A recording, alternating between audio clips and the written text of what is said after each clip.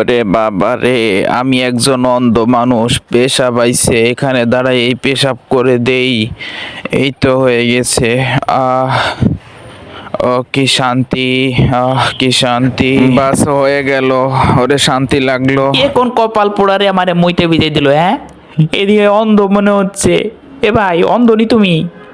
আরে তো অন্ধ, দেখি চশমা। ওহো রে, অন্ধ, কিছু তো বলতেও পারবো না, এত অন্ধ দেখছি।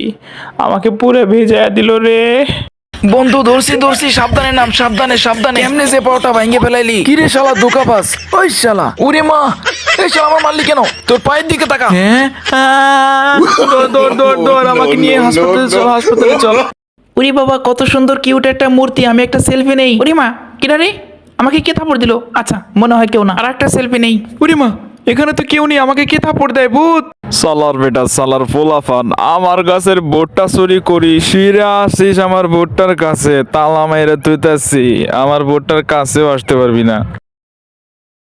বন্ধুরা, এই মেয়েটি রাস্তায় দাঁড়িয়ে সবজি বিক্রি করছিল। হঠাৎ দেখতে পায় একজন কাস্টমার তার কাছে আসছে। তাকে দেখে কিছু টাকা সবজির মধ্যে রেখে দেয়। লোকটি এসে মেয়েটির কাছে সবজির দাম জিজ্ঞাসা করে। মেয়েটি বলে, এটি একদমই সস্তা, আপনি মাত্র 100 টাকা দেন। লোকটি তার পকেট থেকে 100 টাকা বের করে মেয়েটির হাতে দিয়ে দেয়। বন্ধুরা, মেয়েটি সবজিগুলো ব্যাগের মধ্যে রাখতে রাখতে তোমরা লাইক এবং সাবস্ক্রাইব করে ফেলো। আর যারা লাইক এবং সাবস্ক্রাইব করে দিয়েছো তাদেরকে অসংখ্য ধন্যবাদ জানাই। মেয়েটি সবজিগুলো প্যাক করে তার হাতে দিয়ে দেয়। লোকটি হেঁটে হেঁটে বাড়ি চলে আসে। যখন সে রান্না করার জন্য সবজিগুলো আলাদা করতে থাকে, হঠাৎ করে সে দেখে অবাক হয়ে যায়, এর মধ্যে 1000 টাকার নোট রাখা আছে। লোকটি 1000 টাকার নোট পেয়ে অনেক খুশি হয়ে যায় এবং আরো টাকা খুঁজতে থাকে, কিন্তু এই সবজির মধ্যে সে আর কোনো টাকা খুঁজে পেল না। লোকটি তাই চিন্তা করে, ওই মেয়েটির সকল সবজিগুলো আমি কিনে ফেলবো এবং অনেক টাকা পেয়ে যাব। বন্ধুরা, এটি ছিল প্রথম পর্ব। লোকটির সঙ্গে কি হয় সেটা আমরা দ্বিতীয় পর্বে দেখাবো।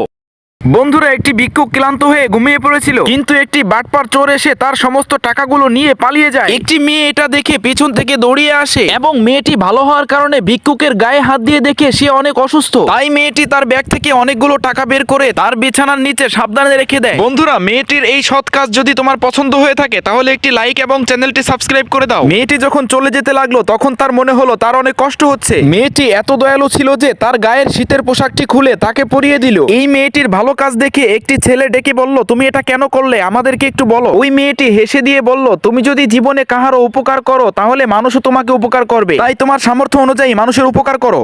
বন্ধুরা, লোকটি আবার ওই মেয়েটির দোকানে এসে দেখে তার প্রত্যেকটি সবজির মধ্যে টাকা রয়েছে। লোকটি কোনো কিছু চিন্তা না করে বলল, আমি এই সবগুলো সবজি নিব, কত টাকা নিবে বলো। মেয়েটি বলল, এতগুলো সবজি দিয়ে তুমি কি করবে? লোকটি বলল, আমার সবগুলোই লাগবে, তুমি বেশি কথা বলো না, আমার লাগবে তাই লাগবে। লোকটি অন্য কাউকেও সবজি কিনতে দিচ্ছিল না, কারণ এর মধ্যে টাকা আছে। মেয়েটি তার সবজিগুলো গুনে গুনে দেখতে পায় এখানে মাত্র 10টি সবজি আছে। মেয়েটি বলল, 10টি সবজির দাম তোমাকে 6000 টাকা দিতে হবে। লোকটি কোনো কিছু চিন্তা না করে তার পকেট থেকে 6000 টাকা বের করে মেয়েটিকে দিয়ে দিল। বন্ধুরা, মেয়েটি ব্যাগের মধ্যে সবজি ঢুকাইতে ঢুকাইতে তোমরা চ্যানেলটি সাবস্ক্রাইব এবং ভিডিওতে একটি লাইক দিয়ে দাও। লোকটি তার বস্তা ভরা সবজি নিয়ে দৌড়িয়ে বাসায় চলে গেল। অন্যদিকে সবজি বিক্রেতা মেয়ে দুটি এখান থেকে দৌড়িয়ে পালিয়ে গেল। লোকটি বাড়িতে গিয়ে তার প্রত্যেকটি সবজি খুঁজে দেখলো এর মধ্যে টাকা আছে কিনা, কিন্তু সে একটা সবজির মধ্যেও টাকা খুঁজে পাচ্ছিল না। বেশি লোভ করার কারণে লোকটির ভাগ্যে দুঃখ, কষ্ট আর হতাশা ছাড়া অন্য কিছু মিলল না। তাই কখনো লোভ করতে নেই।